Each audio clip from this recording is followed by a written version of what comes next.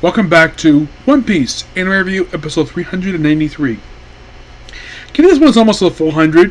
Yep, almost a full 100. I'm looking forward to it. So, in this episode, we are discussing episode number... If I can find it here... Here we go. Episode 1129, Kuma's Past. Better off dead in this world. This episode adapted from pretty much the entirety of chapter 1095. We pick up right where last episode left off, where Saint Saturn is grabbing Bonnie. And Sanji and Frankie try to help out, but they're stopped. They was forced. Though Frankie is able to save Luffy from being stabbed by Saint Saturn's spider form. And of course, basically, Bonnie's like, you killed my father, and of course, Saint Saturn reveals, your father was the last of the extinct species known as the Buccaneers. No, it has nothing to do with the football team at all. I'm sure, from what I know about the term Buccaneer, it's another term for pirate. But apparently in this world, in the world of One Piece, Buccaneer is sort of a subspecies of giants. Where... all because they had the blood of a buccaneer. So, we started this flashback. Akuma being born. Yes. Born to two regular parents. His father named Clap. And his mother, who does not have they really don't have the blood at all. And everything is fine with his family for 4 years. And then the government shows up asking about the Buccaneers. I'm like... who the heck linked that info about this? Because Dr. Z could keep a tight lip about it, which I'm sure he did. He did not mention he contacted them about how the heck they found out about this particular thing. It's not really known. It's just, well, it's kind of this here. So, in the case of what else happens here, where they take him, they put him all in chains. In the case of Kuma and his father, just because the Buccaneers. Like, what's the exact reason why? Don't know why. And then, of course, they're apparently taken to I think they take Mary's Wall, where they're basically the slaves. Yes, they're made slaves. Because, of course, Saint Samuels are born in a slave caste. How the heck, basically, did they figure that? Despite the fact they're in a poor kingdom, not really known. So, Kuma is basically barely getting by. He basically is crying because he's a little kid. But basically, he's a big little kid. And he's getting whipped. And, oh, he's strong because apparently he's not leaving fast enough because, well, the World Noble, the Celestial Dragons are complete dicks.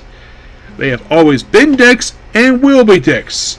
The other one that's redeemable is basically the one who died. Yep.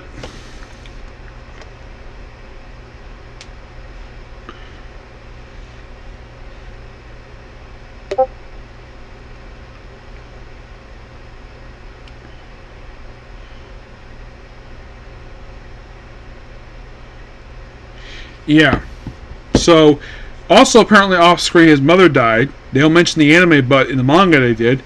And then after a conversation about the Buccaneers and laughing, and then the father is killed by one of the Celestial Dragons just for laughing.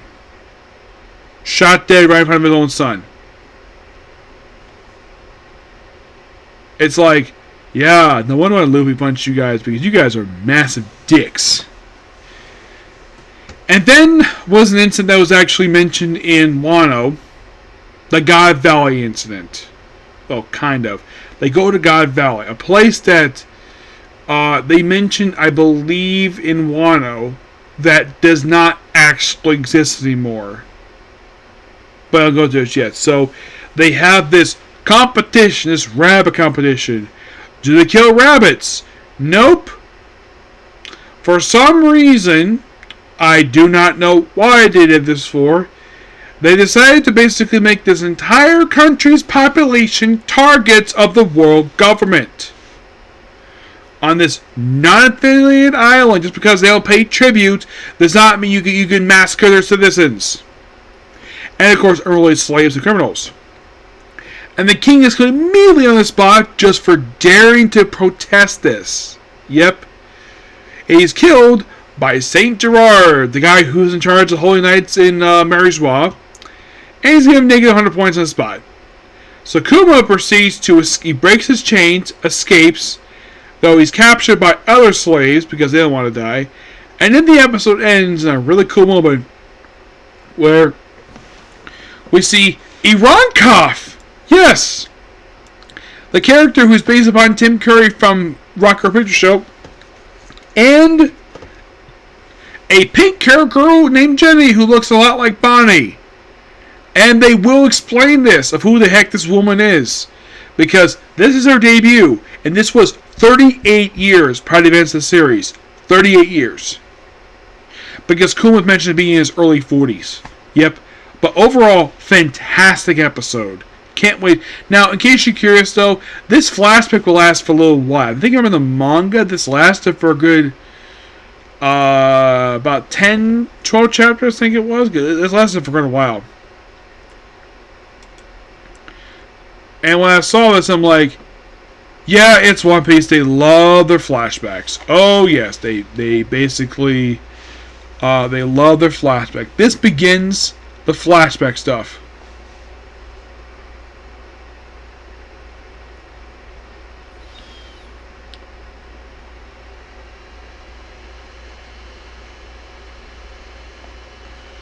And when this is finally stopped, when this is switched to present day, it's not 1007.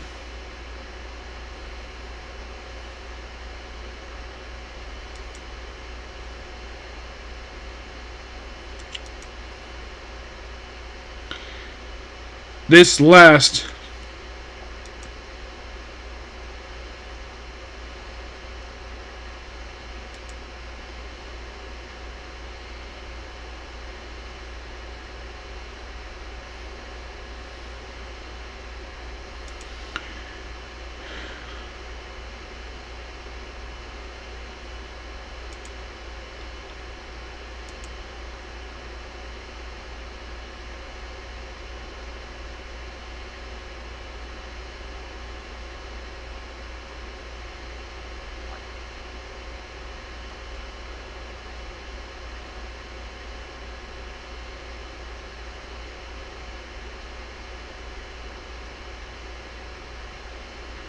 I'm looking to see exactly when the flashbacks stop.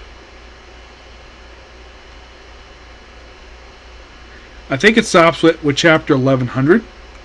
Yes, I think that's when the flashback stops. So this is going to go on for a few episodes. And Keylitha starts with chapter 1095. Yeah, that's the flashback start. And it goes on for about 5 chapters. Not very long, so we're not going to be in flashback very long. Yep.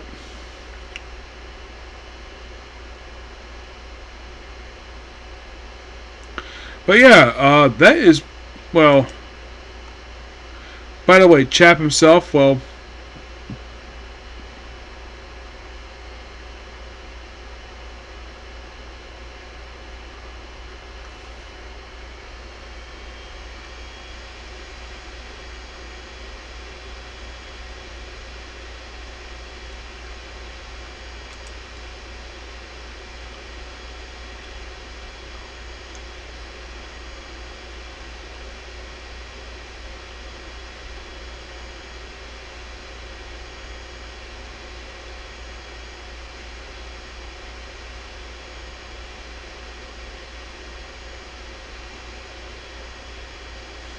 yeah, but not much else to say about this, so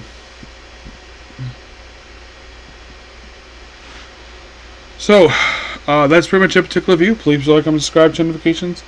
Next up, Yashahira Dark Elf. Okay, bye.